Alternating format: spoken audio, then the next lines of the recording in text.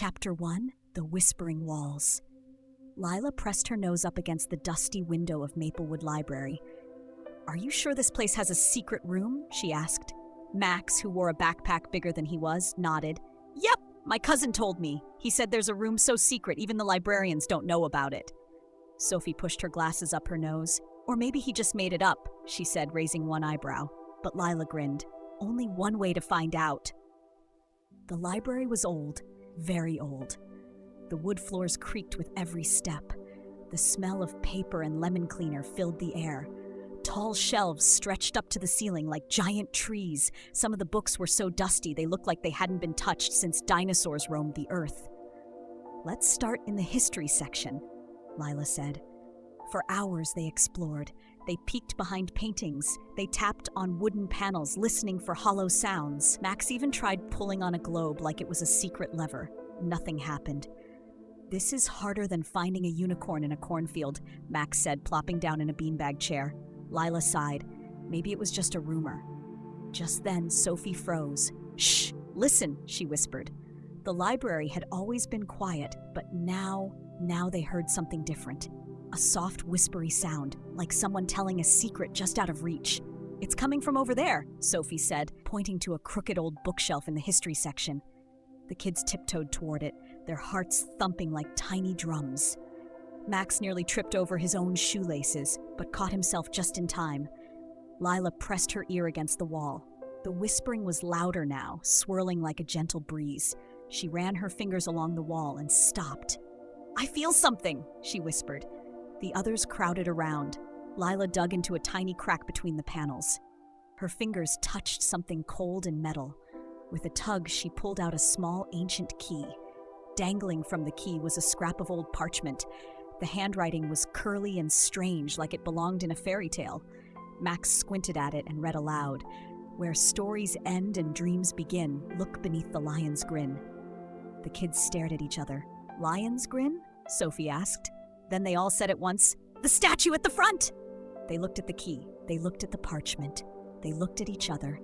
And without another word, they raced off, the floorboards groaning under their pounding feet. Chapter 2: The First Clue. The kids burst through the library's big wooden doors, nearly knocking over a stack of newspapers. "There's the lion!" Max shouted, pointing to the giant stone statue by the entrance. The lion was huge, sitting proudly on a tall pedestal. Its mouth was pulled into a big, toothy grin, like it was laughing at a secret only it knew. Lila squinted at it. "The riddle said beneath the lion's grin, remember?" Max pulled a flashlight out of his backpack. "Good thing I brought this. I'm always prepared, mostly." He clicked it on and started shining the beam all over the statue, in its mouth, under its paws, even up its nose, which made Sophie giggle. "Max, that's gross," she said, laughing. "I'm being thorough," Max said seriously, sticking out his tongue. Lila circled the statue, running her hand over the cold stone. She knelt down and peeked under the lion's chin.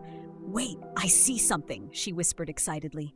Tucked just under the edge of the pedestal was a tiny metal lever, almost hidden in a crack. It was dusty and rusty, but definitely there. Without thinking, Lila grabbed it and pulled. Nothing happened. Max frowned. "Maybe it needs batteries?" Sophie rolled her eyes. "It's not a robot, Max." Then Max shuffled his feet and accidentally stepped on a loose floor tile right in front of the statue. Click, the tile sank under his foot, and suddenly the lever shook in Lila's hand. "Whoa," Max said. "Was that me? Did I do magic? Am I a wizard now?" Before anyone could answer, a low rumble filled the air. The ground beneath the lion slowly started to move. A small trapdoor creaked open right where they were standing. The kids stared at the dark hole leading down into the unknown. "Are we really doing this?" Sophie asked, her voice a little shaky. Lila grinned. "We didn't come this far just to chicken out now." Max gulped. "Okay, but if any bats fly out, I'm officially retiring from adventuring." And the three friends looked at each other, took a deep breath, and stepped into the darkness together. Chapter 3: The Secret Passage. The stairs creaked and groaned as the kids made their way down into the darkness. "Does anybody else feel like we're walking into a giant's basement?" Max whispered. Sophie clutched the railing. "Let's just hope the giant isn't home." Lila led the way, holding Max's flashlight steady. The beam bounced around, lighting up dusty stone walls and spiderwebs that looked big enough to catch a bicycle. "Ew, ew, ew," Max muttered, ducking every time he saw a web. At the bottom of the staircase, they found themselves in a narrow hallway. It was chilly and smelled like old socks and cinnamon, a very weird combination. The walls here were strange. They didn't look like the ones upstairs. These ones shimmered just a little, like they were humming with secrets. Lila stopped and pointed ahead. Look! At the end of the hallway stood a massive wooden door. It was covered in carvings of books, stars, and strange animals with too many legs. But the weirdest thing of all, the door had 3 keyholes stacked on top of each other. One shaped like a star, one like a heart, and one like a book. Max wiggled the tiny old key they had found earlier. "We've only got 1 key. This is like showing up to a 3-scoop ice cream party with just 1 spoon." Sophie studied the door. Above it, words were carved in fancy letters. Knowledge, courage, friendship, the keys to open any door. Lila tapped her chin. "Maybe we have to earn the other keys." Max sighed dramatically. "I was really hoping we could just knock and say, 'Pizza delivery!'" Suddenly, the ground beneath them rumbled softly. A swirl of golden mist rose up from the floor, spinning faster and faster until, poof! Standing before them was an old man in a long, swooshy robe, holding a glowing scroll. His beard was so long it almost brushed the ground. "Welcome, seekers," the old man said in a voice like a soft drumbeat. "I am Keeper Aldwin. To pass, you must show me your minds, your hearts, and your friendship." The kids gasped. Max whispered, "I knew it. It's wizard time." Keeper Aldwin smiled kindly and unrolled the scroll. "Your tests begin now," he said. "Prove yourselves, and the hidden room will be yours." The hallway sparkled around them, and the air smelled suddenly of marshmallows and adventure. The 3 friends stood shoulder to shoulder, ready for whatever came next. Chapter 4, Trials of the Keys.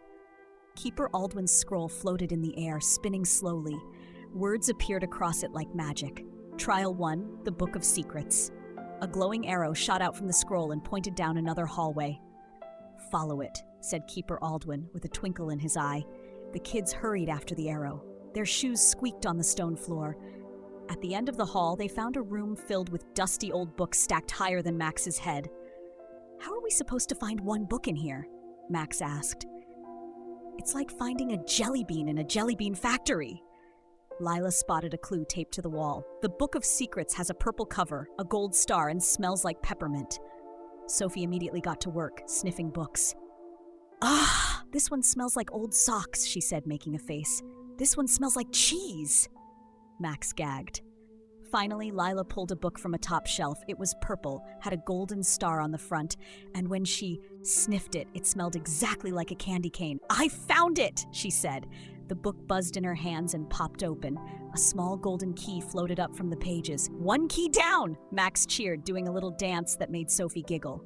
When they grabbed the key, the arrow reappeared. It pointed down another passage.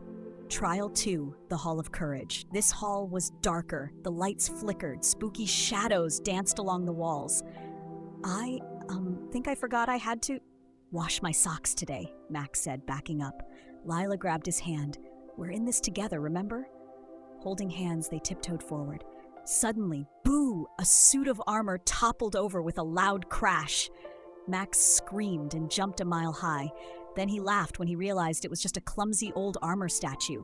At the end of the hall, they found a glowing crystal on a pedestal. Beneath it sat another golden key. They each touched the crystal together. And poof! The second key shot into the air and floated into Max's backpack. 2 keys! Max shouted, and only 1 pair of scaredy pants ruined. They laughed, feeling braver than ever. Trial 3, the Test of Friendship. They returned to Keeper Aldwin, who held out a puzzle made of glowing shapes. It needed 3 people to solve it, 1 person to hold pieces, 1 to flip them, and 1 to fit them into a board. At first, they got tangled up. Lila tried to do everything. Max dropped pieces. Sophie got frustrated. But then Lila said, "Wait, let's work together, not on top of each other." They slowed down. Max flipped the pieces. Sophie figured out where they went. Lila snapped them into place. Click, click, click, click. The puzzle lit up and spun into the air, dropping the final golden key into Sophie's hands. The 3 friends hugged, grinning from ear to ear. "We did it," Sophie said. Keeper Aldwin clapped his hands. "Well done, young seekers." The heavy door at the end of the hallway shimmered, waiting for the 3 keys. It was time to unlock the secret at last. Chapter 5, The Room of Living Stories. Lila, Max, and Sophie stood before the giant door, each holding one of the golden keys. "Ready?" Lila asked, her voice full of excitement. Max gulped. "As ready as a jelly bean on a roller coaster." Sophie smiled. "Let's do it together." They each slid a key into a keyhole, one shaped like a star, one like a heart, and one like a book. Click, clack, thunk! The heavy door groaned, and then slowly creaked open.